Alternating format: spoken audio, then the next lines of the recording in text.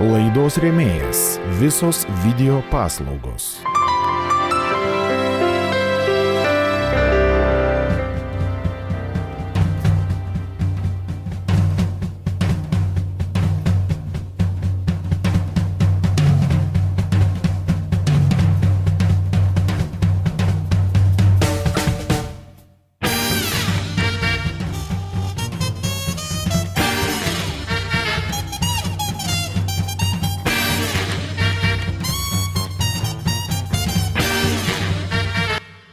Sveiki, su jumis yra laida Naktinis virėjas. Nežinau, kur tas Tomas, bet man labai šalta. Juolab mūsų laukia mūsų pirmasis svečias. Toliau laidoje matysite.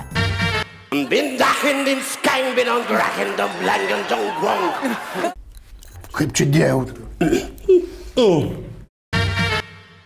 Kas jis? Nedas Petkus. Kada atvyko į Dubliną? Prieš 11 metų.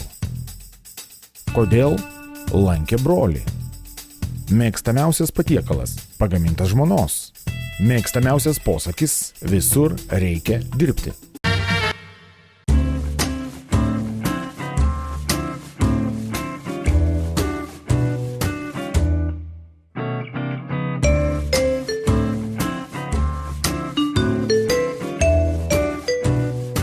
Vakaras ribos rubrikoje kalbame su mūsų pašnekovu Nedu, kuris priėmė mus taip jaukiai kavinaitei ir butik parduotuviai Gurmans Dublino centre. Sveiki, Nedai. Sveiki. Papasakokit šiek tiek apie save. Kaip atsidūrėte Airijai? Su atvykimu į Airiją tai čia irgi buvo istorija, kad šiaip atvažiavau atostogų porai savaičių pas brolį paviešėti ir pasilikau jau 11 metų. Tai dar vis viešiu. O kaip priėjo iki verslo dabartinės padėties? Iš dalies, kaip jau nusprendžiau pasilikti Airijai, Lietuvoje gėriau birį arbatą. Vat nuo to viskas prasidėjo. Pradėjau vežtis iš Lietuvos, paprasčiausiai nes čia nebuvo įmanoma įsigyti. Ir toptelėjo mintis, kodėlgi ne, nes būdamas čia man visada sukosi mintis, kokį verslą pradėti. Tai ir kažkaip savaime gavosi, kad atsivežiau arba susiradau tiekėjus Lietuvoje ir iš Lietuvos pradėjau vežtis. Grinai, taip ir prasidėjo prieš 9 metus. O kokių dar buvo? Buvo kažkokių kitų dar idėjų verslui? Buvo daug ir dar yra. Tikrai? Daug idėjų. Čia tikrai ne paskutinis pasispardymas. Jo, versliukas, verslas. Turiu minčių, idėjų labai daug tikrai. Ar sunku apskritai daryti verslą, būti verslininku užsienyje? Svetimoje šalyje juk vis dėlto, ar ne? Jo, šiai dienai tikrai nėra sunku, nes yra daug mūsų tautiečių, yra daug žmonių, kurie yra susidūrę su tom. Kaip aš pradėjau prieš 9 metus, tikrai nei labai minimaliai anglų kalba buvo, nežinojai, kur kreiptis, ką daryti, bet ėmiau save į rankas ir dariau. Nes reikėjo įmonės atsidaryti, visi įstatymai, viskas tai ir buvo labai sunku. O dabar daugam ir padedu, nes yra draugai, kurie irgi nori ir padedu ir patariu kažką, tai jo. Gal kažką galėtumėt patarti pradedančiam, abejojančiam, galbūt jaunam verslininkui, kuris norėtų, bet galbūt šiek tiek prisibijo. Ką iš asmeninės patirties galėtumėt tvirtai pasakyti? Tikrai sekit to pavyzdžio arba... Ryžto. Svarbiausia ir nenuleisti rankų. Eiti iki galo. Tai yra svarbiausias dalykas, man atrodo, pradedant verslę. O paskui be abejo, ta informacija visokia, kur kreiptis, ką daryti, tas čia yra jau tas toksai jau antram plane, bet svarbiausia yra ryžtas. Jeigu savo pasakysi, kad reikia, tai ir automatiškai. O pačiam buvo kilę abejonių kažkokių nuleisti rankas ir gal neverta? Buvo, dažniausiai būna vakarais. Gal tokia lengva depresija, nežinau kas yra jinai, bet aš taip galvoju, gal tokia lengvesnė depresija vakarais. Bet iš miegų, iš ryto atsikeliu ir vėl su nauja jėga einu į priekį. O kokie jūsų Koks jūsų laisvalaikis? Ką mėgstat veikti? Kažkoks hobi, kažkokia papildoma veikla po darbo galbūt? Laisvalaikis tai daugiausiai būna su vaikais, su šeima. Nes šeimos niekas nepakeis ir vienas dalykas laiko nėra. Labai daug dirbi ir laisvo laiko yra mažai. Tai tą laisvą laiką bandai, kaip sakant, išnaudoti su šeima, su vaikais. Kokį gyvenimo būdą gyvenat? Ar įsiliejote tą visuomenę? Be abejo, aš esu lietuvis užsienyje, bet gyventi nusprendėm čia ir mūsų, nes ir vaikai jau gimė čia, ir darbas, ir namai, viskas yra čia. Įsilieti į tą Airijos publiką, sunkokai dar, nes... Jie tokie konservatyvūs vis dėlto žmonės, ar ne? Iš dalies aplinkui, kur mes gyvenam, vien airiai, tai kas yra labai gerai, bendraujam su airiais, bet faktas tame vis tiek ta, kaip sakyt, kultūra jų yra skirtinga. Vaikai, su vaikais nebus problemų, bet mums šiek tiek yra, bet nėra didelė problema. O kaip dažnai grįžtat į Lietuvą? Kokie ryšiai su Lietuva? Lietuvoje kas? Tėvai likę ir artimi draugai. O kaip dažnai, tai irgi toks diskutuotinas klausimas, nes pagal aplinkybės. Tai reiškia kažkokia politinė situacija Lietuvoje, kažkokiais įvykiais, naujienom, neįtin domitės? Ar... Ne, bet kokiu atveju, ta informacija išlenda per Facebooką, internetu, pasiskaitai tą informaciją, bet nelabai gal pergyveni dėl to, ne tai, kad pergyveni, kaip pasakyti. Nesigilini. Aišku, pagalvoji, kaip ten kas, bet žinau, kad pagyvenęs čia ir matau, kas darosi Lietuvoje, tai baisu Lietuvoje. Baisu, nežinau, kaip žmonės, anksčiau gyvenau ir išgyveno, bet kaip žmonės skursta tenais, kaip vargsta, tai yra baisu. Vis dėlto gyvenimas čia yra gan lengvas, gan... Ne, aš nesakyčiau, kad lengvas. Nėra lengvas. Paprasčiausiai, jeigu pats pasistatai savo pamatus, pats eini, pats darai, taip, tu gali pasiekti, bet tai nėra lengva. Kitaip tariant, taip pat kaip ir visur, ar ne? Be abejo, visur reikia dirbti, visur reikia kažką tai daryti. Galbūt dar šiek tiek apie jūsų svajones. Ką svajojate dar pasiekti, o galbūt jau pasiekėt? Ne, aš tokių kažkaip didelių svajonių, plėsti verslą, stabilizuotis dar stipriau, vaikus auginti, išleisti mokslus, tai yra pagrindinis tas toksai. O jau kaip pasisuks vieno ar kito biznio pusė, tai ar kokia šaka kita atsiras. Visada mėgstu eksperimentuoti, taip kad nežinau, kur aš galiu atsidurti rytoj. Kaip ir su kava. Jo. Taip kad sunku pasakyti apie tas tokias verslo svajonės, bet yra planų, yra siekių, yra noro ir stimulo. Nuostabu. O ar žinote, kad mūsų rubrikos pavadinimas yra vakaro sriuba? Ir tiesiog galbūt trumpai, ką mėgstate pats? Ar gaminate pats? Ar esate gurmanas? Nesu maisto gurmanas, valgau viską, ką pagamina žmona. Nesu kažkoks išrankus maistui, paprasčiausiai viską valgau.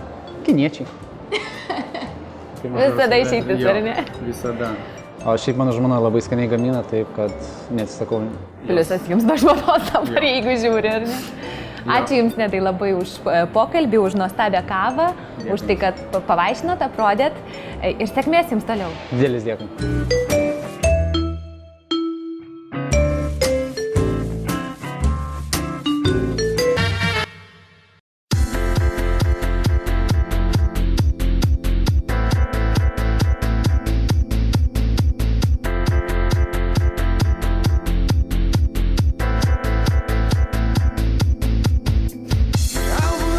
Jeigu jų čia nebūtų, tai greičiausiai bent jau aš čia nekoncertuočiau.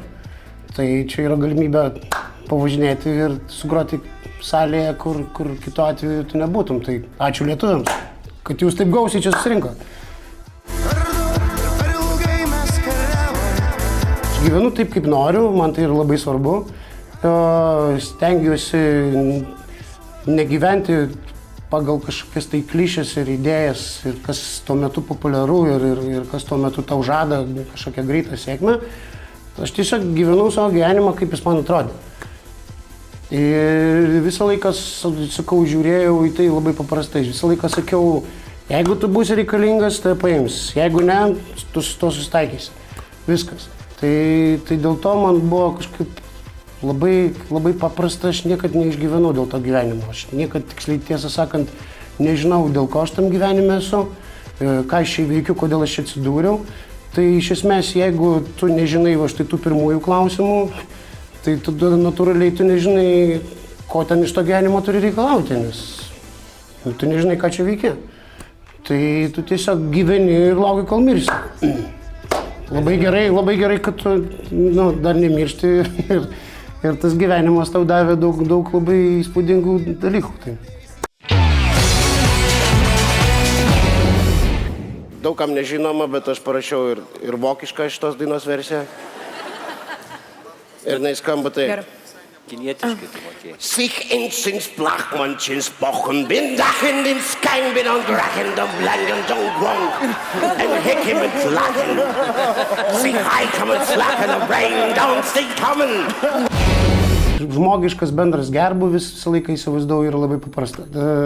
Stogas virš galvos, kažkokie tai artimi, darbas ir galimybė pakeliauti 1-2 kartus per metus ir taip toliau. Ir mano galva yra čia mūsų tokio žmogiško materialaus pasaulėlio iš esmės ribos, kurių iš esmės pakanka. Jeigu mes kalbam apie orų gyvenimą, kurį čia mėgsta visi pabrėžti, tai taip, be jokios abejonės, mano šalis davė viskas, ko aš norėjau ir greičiausiai net daugiau. Tai aš šio požiūriu esu absoliučiai laimingas. Man nieko ypatingai nereikia.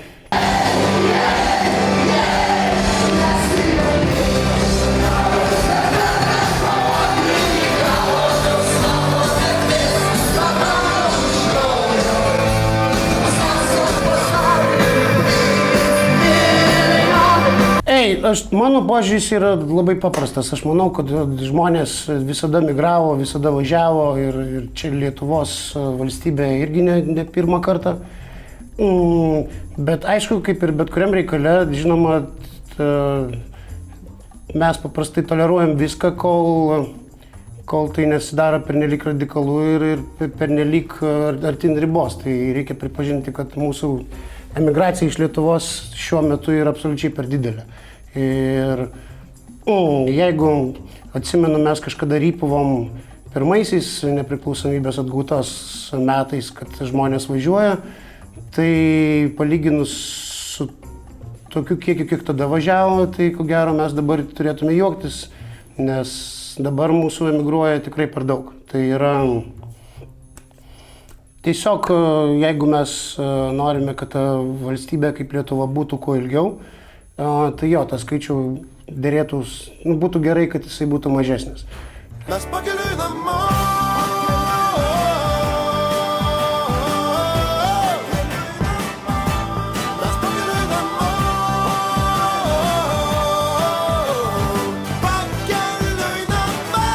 Aš nemėgstu ir visiškai netoleruoju tos emigracijos, kai kažkoks žmogus, kuris mano galva turi pakankamai proto ir rankas, kad susikurtų savo tam tikrą gerbūvį Lietuvoje, kai išvažiuoja čia ir iš esmės gyvena tokį patį vargingą ir nuobodų gyvenimą, tik tai dar baisiau atskirtas nuo savo tėvų, draugų ir artimųjų ir iš esmės nepasiekė nieko daugiau, negu jis būtų tai padaręs Lietuvoje. Tai tokiu atveju aš, pavyzdžiui, nesuprantu, kur yra ta prasme. Ir esu sutikęs emigrantų, kur, pavyzdžiui, man kažkoks vaikėzas, atsimenu, sakė, kad kaip yra gerai emigracijoje, nes tenai jisai per mėnesį nusipirko kažkokią vaizdo kamerą, kurios Lietuvoje nebūtų nusipirkęs per pusę metų. Nu ir kas dabar? Sakiau, aš jam klausiau, tai kas dabar, tu tapai operatorius kino, maždaug, ką tu darai su tą kamerą, neguliai tiesiog pas tai. Tai jeigu mes vaikomės tokių pigių, lengvai pasiekiamų produktų ir jeigu čia yra motyvacija išvažiuoti iš savo šalies, tai jie man yra juokingi. Bet visi kiti atvejai, jeigu tavo šeimai reikia pagalbos, jeigu tavo mamai reikia vaistų ir tu Lietuvoje negali jų nupirkti, žinoma, reikia važiuoti. Labai paprasta. Kad ir kur dabar esi, aš tau dėkingas. Kad ir ką dabar veiki, buvau laimingas. Kad ir ką sugadinau, aš atsiprašau.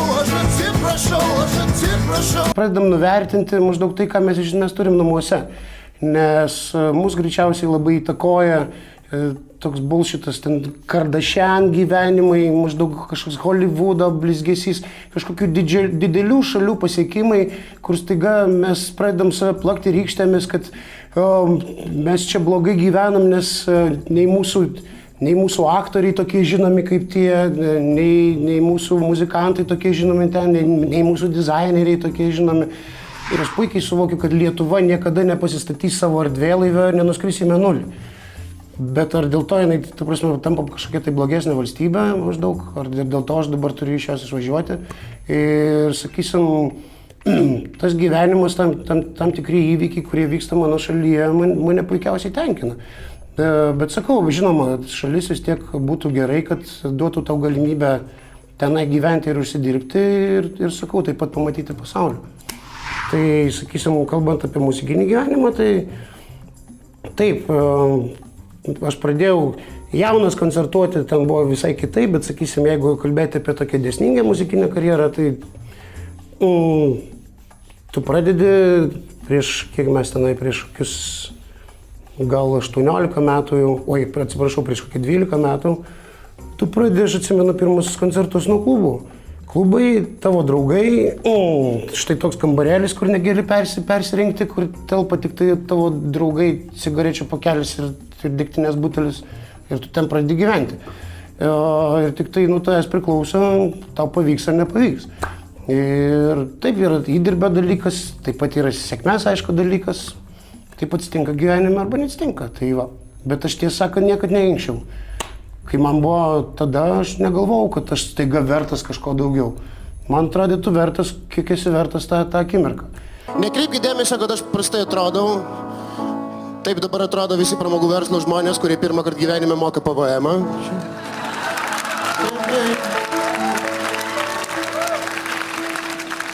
Bet noriu kreiptis į seną draugą.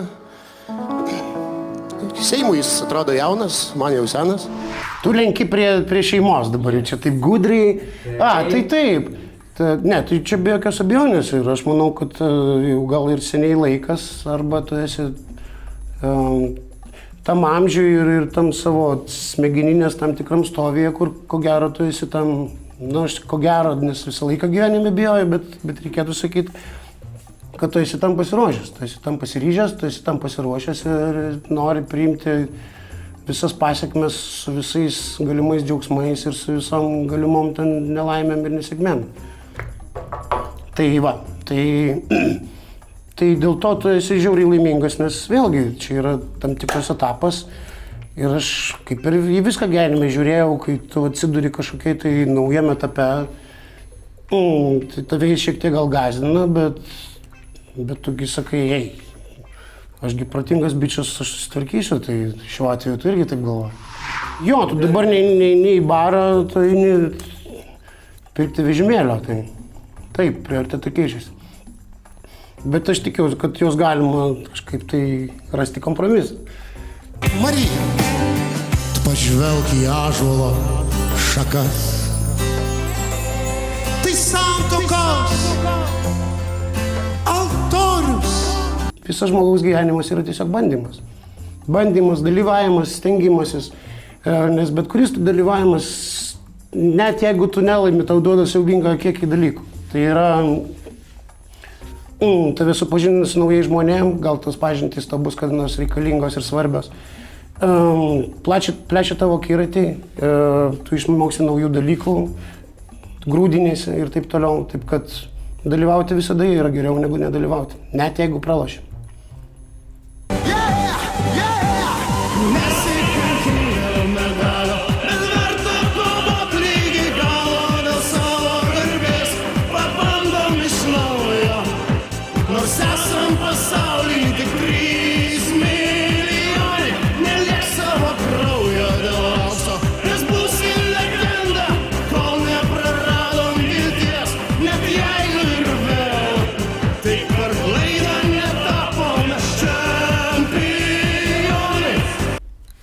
kaip čia dėjau.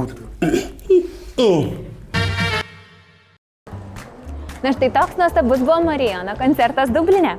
Kupinas gyvo roko, tautiškų natų ir netgi nuogo kūno. Tai didžiulis dėkui Dublin 3 Events komandai už organizavimą. O jeigu praleidote, labai gaila. Tačiau, kad netektų gailėtis ateityje, siūlome nepraleisti šių renginių. Liepos 15-17 dienomis Dubline vyksta Longitude. Marley Parke susirinks 45 atlikėjai iš viso pasaulio. Tarp jų The Lumineers, Run the Jewels, The Coronas, Dina Kravitz, Kendrick Lamar, Major Lazer, The National, Jamie XX, Roisin Murphy ir daug kitų. Jeigu esate klasikinio roko mylėtojas, siūlau aplankyti Marley Parką, juk tenai gros Cody Line, apšildymas Walking on Cars. Na o R&B ir soul muzikos mylėtojai Liepos 9 dieną Croke Parke išgirs pačią karalienę Beyoncé. Jeigu sekate Dublin City Event renginius, turėtumėte žinoti, kad rugpjūčio 5 dieną The Right Venue gros Sharam, dueto The Deep Dish narys. Maloniai prašome apsilankyti, bilietai eventbrite.ai. Dėmesio, o Lietuvos Respublikos ambasadoje Airijoje Liepos 6 dieną vyks tautiškos giesmės giedojimas valstybės dienos proga. Maloniai kviečiame apsilankyti. Tatuiruočių mylėtojams siūlau apsilankyti Tattoo Art Expo Dublin, vykstančiame Liepos 2-3 dienomis The Helix arenoje. 150 tatuiruočių meistrų iš viso pasaulio, gyvos muzikos šou, magų pasirodymai, gyvatės kerėtojas, spektakliai, pole dance šokėjai, gyva muzika, didžėjai ir daug daugiau. Mėlyje pasimatysime koncertuose ir būtinai mūsų kitoje laidoje. Tad jei turite idėjų ar pasiūlymų renginiams, būtinai rašykite. Iki!